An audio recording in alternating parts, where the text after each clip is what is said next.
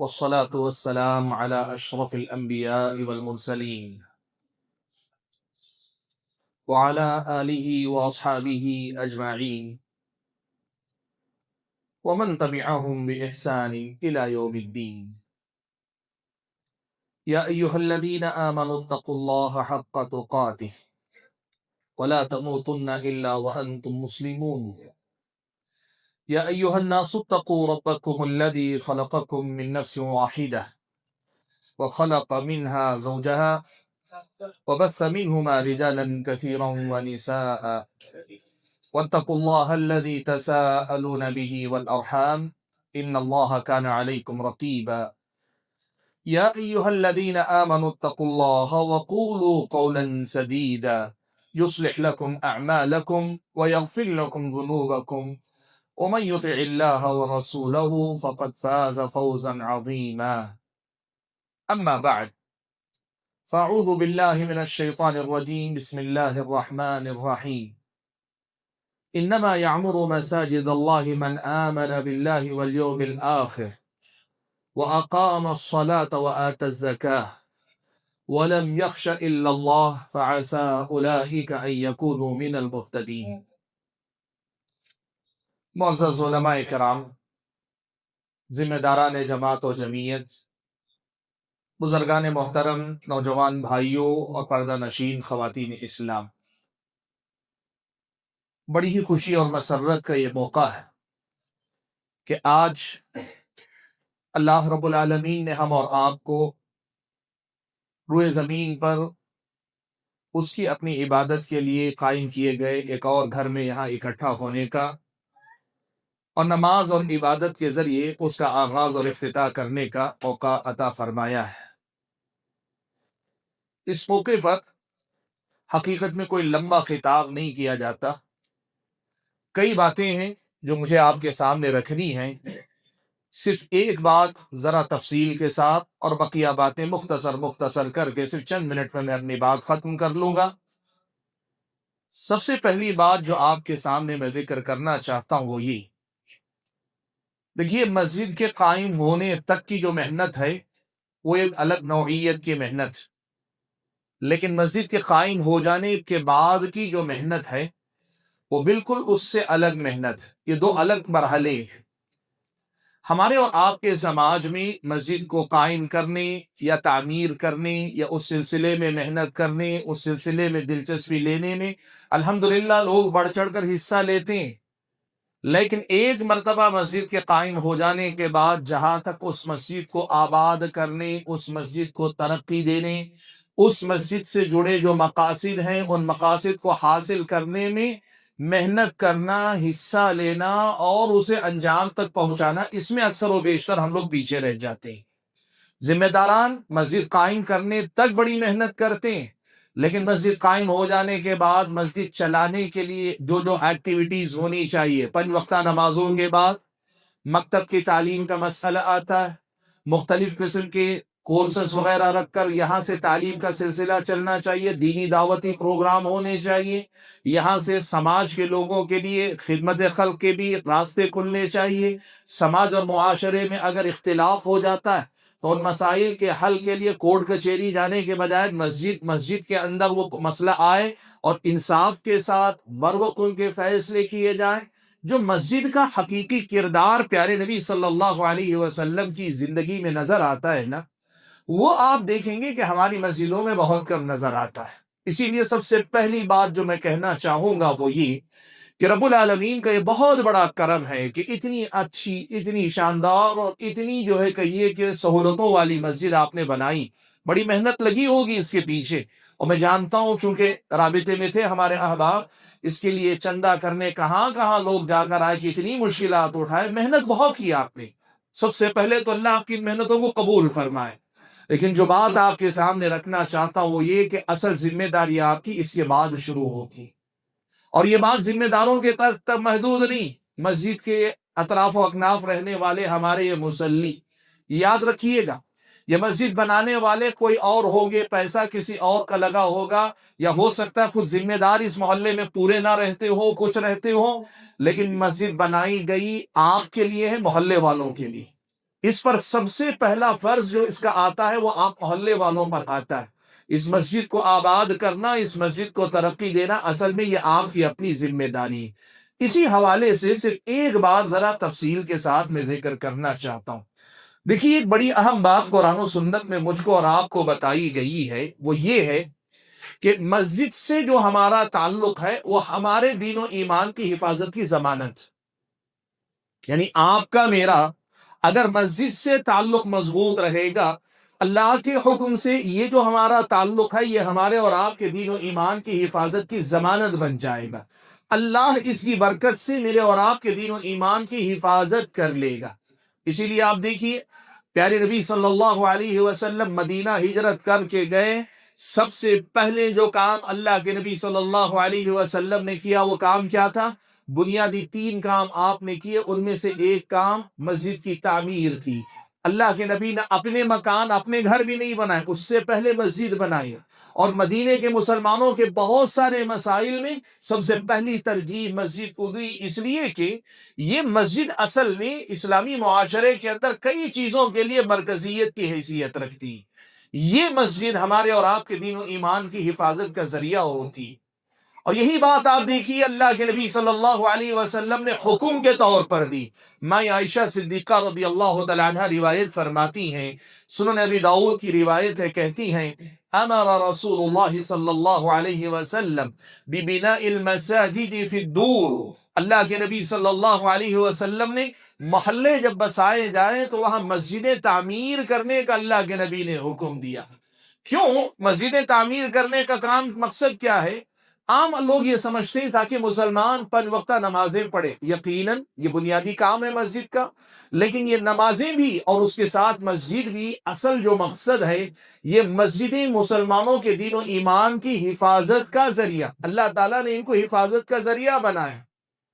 آپ یہ بات اچھی طرح سے یاد رکھیے گا، ہماری مسجدوں سے تعلق، ہمارے بچوں کا ہماری مسجدوں سے تعلق، ہماری خواتین کا ہماری مسجدوں سے تعلق، ہمارے بزرگوں کا ہمارے مسجدوں سے تعلق، یہ ہمارے اور آپ کے دین و ایمان کی حفاظت کا ذریعہ ہے۔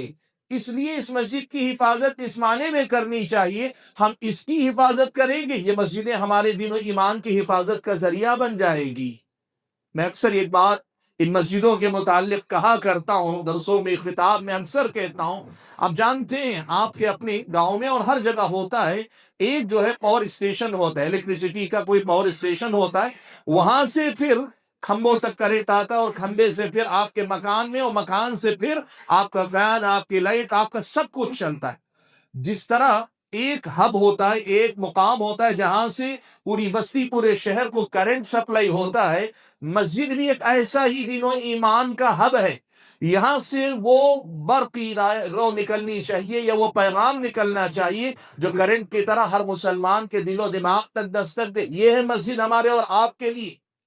یہاں مسئلہ ایسا نہیں کہ دن میں 5 مرتبہ نماز آ کر پڑھ لیے چلے گئے اور اس کے بعد آپ کا زندگی میں مسجد سے کوئی تعلق نہیں، یہ مسئلہ نہیں۔ ان مسجدوں سے سماج کے ہر آدمی کا رشتہ ہونا چاہیے، اور اگر یہ رشتہ ہوگا تب ہمارے اور آپ کے دین و ایمان کی حفاظت ہو پائے گی۔ میں آپ کو بتاؤں، آندھرا میں، ساحلی آندھرا پردیش کے علاقے میں ہمارے پہچان کے کچھ احباب، ان میں سے بعض ہمارے ساتھی بھی تھے، ان لوگوں نے کام کیا دعوت و تبلیغ کا۔ ابتدا میں وہ غیر مسلموں میں کام کرنے کے لیے نکلے، تو انہیں ساحلی آندھرا پردیش پر، آپ جانتے ہوں کہ ایک برادری ہے، نداف برادری کہلاتی ہے، اس برادری سے تعلق رکھنے والے بہت سارے لوگ ملے، اور جب میدان میں اتر کر انہوں نے دیکھا تو ان کو بہت افسوس یہ ہوا، وہ اپنے آپ کو مسلمان سمجھتے ہیں، لیکن پوری بستیاں، یعنی چھوٹے قریے، 20 قریے ایسے ہیں جن کی زندگی میں باقاعدہ گھر میں بت بھی رکھے ہوئے، مسلمان ہیں اور گھر میں بت بھی رکھے ہوئے ہیں۔ وہ کہتے ہیں کہ صرف نام مسلمانوں والا ہوتا ہے، مر جانے کے بعد جلاتے نہیں، دفناتے ہیں اور نکاح کرتے ہیں۔ 3 ہی چیزیں ان کے اندر مسلمانوں والی، نام ہے،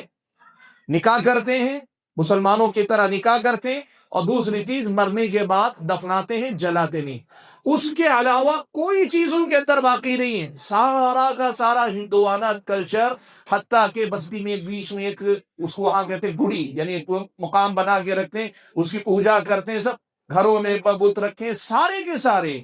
کہتے ہیں یہ جب ہمیں پتا چلا تو ہم نے بڑی تیزی سے ساری محنتیں اس علاقے پہ کرنی شروع کی تاکہ جو ہے ان لوگوں کو اسلام سکھایا جائے، بتایا جائے، تم مسلمان ہو، اسلام کیا ہے بتایا جائے۔ پھر وہ کہتے ہیں کہ چند دن کے بعد ہمیں ایک اور فرق نظر آیا۔ کہتے ہیں کہ یہ جو چھوٹے چھوٹے قریے تھے نا، ان میں سے جن قریوں کے اندر چھپر کی ہی مسجدیں تھیں، مسجد کے نام پہ کوئی مقام تھا، اور وہ مسجد، وہ بستی جہاں مسجد نہیں تھی، قریوں میں بستی نہیں تھی، ان دونوں میں ہمیں واضح فرق نظر آیا۔ جن بستیوں میں مسجد بنی ہوئی نظر آئی، چھوٹی سی، کوئی بڑی مسجد نہیں، آباد تو نہیں ہے، مسجد آباد بھی نہیں رکھے، لیکن جہاں مسجد ہے وہاں ہم نے کم سے کم یہ فرق دیکھا، اس بستی کے گھروں میں یہ گڑی، یہ بت، یہ پوجا، یہ ساری چیزیں ان کے گھروں میں نہیں، اور جن بستیوں کے اندر مسجد نہیں ہے وہاں یہ بت رکھ کر پوجا کرنے کا رواج زیادہ۔ دین سے دونوں کے دونوں دور ہوئے، دونوں طرح کی بستی والے دین سے دور ہوئے ہیں،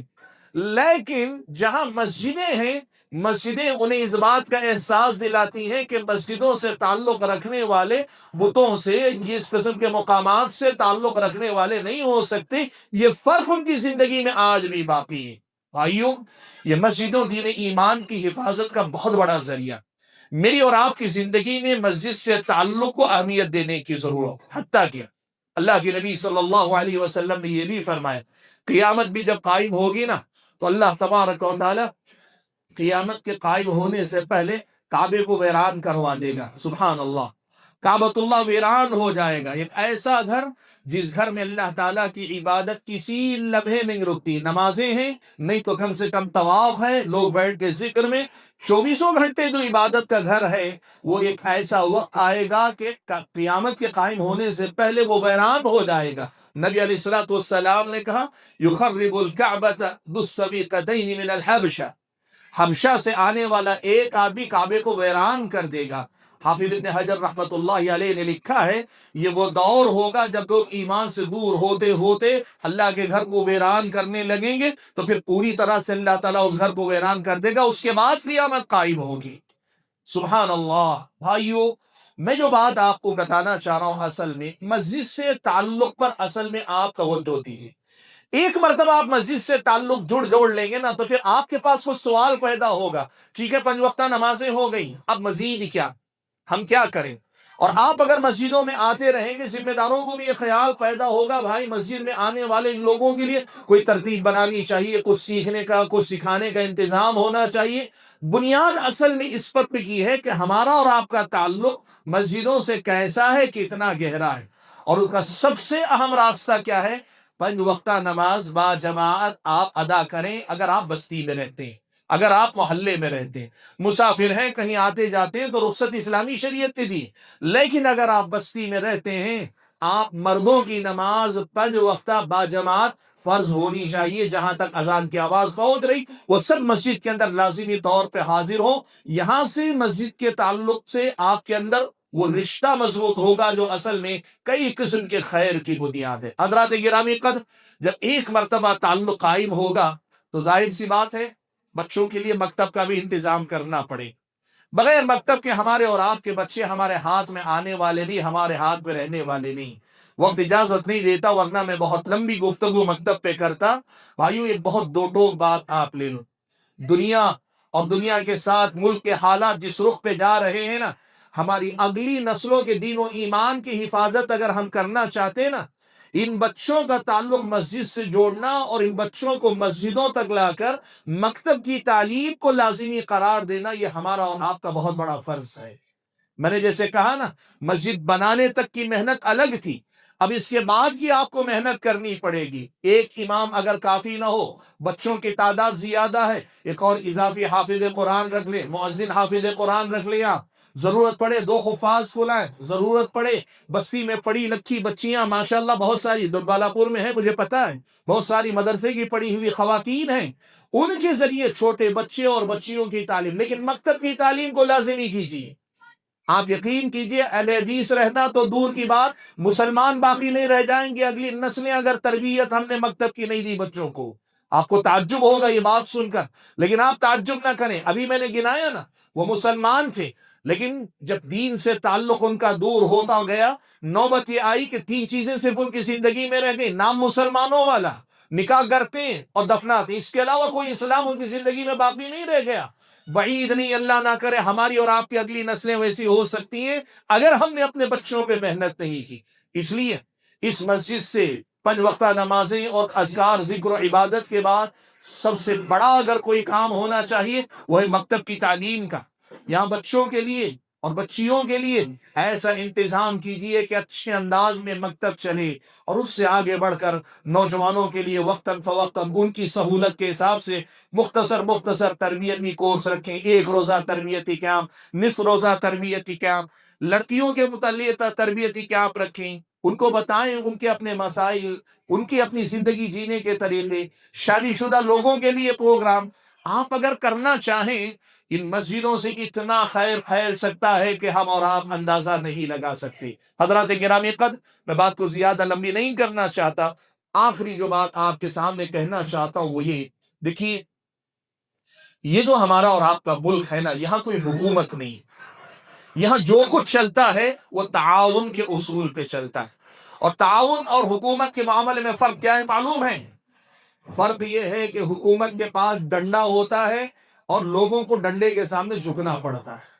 تو ڈنڈے کے زور پہ آپ بہت کچھ چلا سکتے ہیں اور لوگوں کو چلنا بھی پڑتا ہے، لیکن ہم جس جگہ رہتے ہیں یہاں کوئی حکومت نہیں، ہمارے سارے معاملات تعاون کے جذبے سے چلتے ہیں۔ ذمہ دار اپنے ماتحتوں، اپنے عوام، اپنے ساتھ کے لوگوں کے ساتھ تعاون کرے، ان کے ساتھ عاجزی کے ساتھ ان کو ساتھ لے کر چلنے کی کوشش کرے، اور عوام ذمہ داروں کے ساتھ مل کر چلنے کی کوشش کرے۔ دو طرفہ اگر کوشش ہوگی، دونوں طرف سے ہونی چاہیے۔ ذمہ دار اگر اکڑ کے بیٹھیں گے، وہ ملک، وہ علاقہ، وہ بستی، وہ مسجد ترقی نہیں کرتی۔ یا اگر عوام جو ہے ہمیشہ صرف ذمہ داروں کی عیب جوئی، ان کی کمیاں تلاش کرتے رہیں گے، مسجد ترقی نہیں کرتی، وہاں لوگ جو ہے فائدہ نہیں اٹھاتے۔ دونوں طرف سے ہاتھ بڑھنا چاہیے۔ تعاون جسے کہتے ہیں یہ 2 طرفہ معاملے کو کہتے ہیں۔ آپ میری مدد کریں، میں آپ کی مدد کروں، میں آپ سے رابطے میں رہوں، آپ مجھ سے رابطے میں رہیں۔ ذمہ دار کی حیثیت سے میں ایک ایک پل یہ سوچتا رہوں کہ عوام کو اس مسجد کے ذریعے اور کیا کیا میں فائدہ پہنچا سکتا ہوں،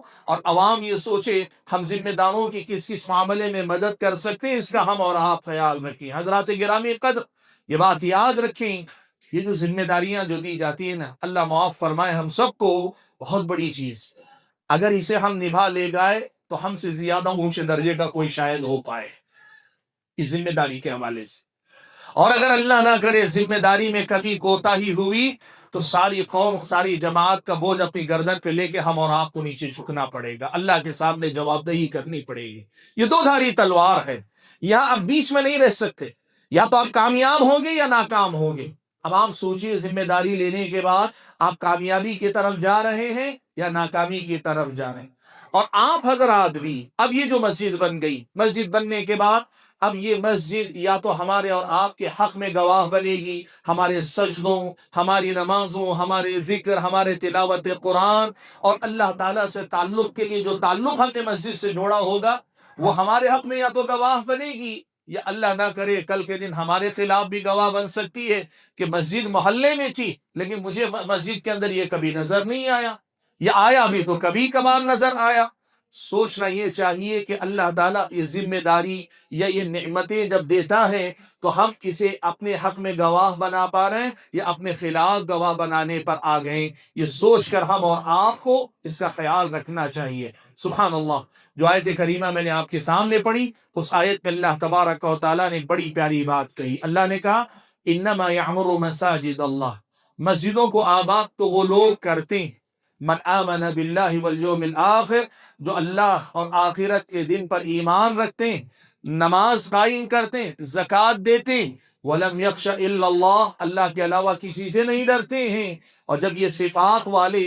ان مسجدوں کو آباد کرنے والے بن جاتے فعسى اولئک ان یکونوا من المہتدین، اللہ تعالیٰ کی طرف سے یہ وعدہ ہے کہ یہ آپ کے ہدایت یافتہ ہونے کی، ہدایت پر ہونے کی ضمانت اللہ تعالیٰ کی طرف سے۔ حضرات گرامی قدر، زیادہ کوئی اہم بات نہیں، میں نے ایک بات کہی ہے آج کی گفتگو میں، وہ ہے مسجد سے تعلق پر ہر آدمی، ذمہ دار سے لے کے ایک چھوٹے سے بچے تک، ہماری خواتین تک، صرف اس پر دیکھیں کہ ہمارا مسجد سے تعلق کیسا ہے۔ اگر ایک یہ بنیاد اگر قائم ہو گئی تو جیسے آپ اگر بیج بو دیتے ہیں تو درخت خود بخود پنپتا بھی ہے، پھلدار بھی ہوتا ہے، پھولدار بھی ہوتا ہے، سایہ دار بھی ہوتا ہے۔ یقین کیجئے مسجدوں سے تعلق آپ کی زندگی میں کئی طرح کے خیر کو لائے گا۔ میری یہ دعا ہے کہ اللہ تبارک و تعالی جن حضرات نے اس مسجد کو قائم کیا، اس سلسلے میں کوششیں کی، محنتیں کی، اللہ تبارک و تعالی ان تمام کی محنتوں کوششوں کو قبول فرمائے، اور اللہ تبارک و تعالی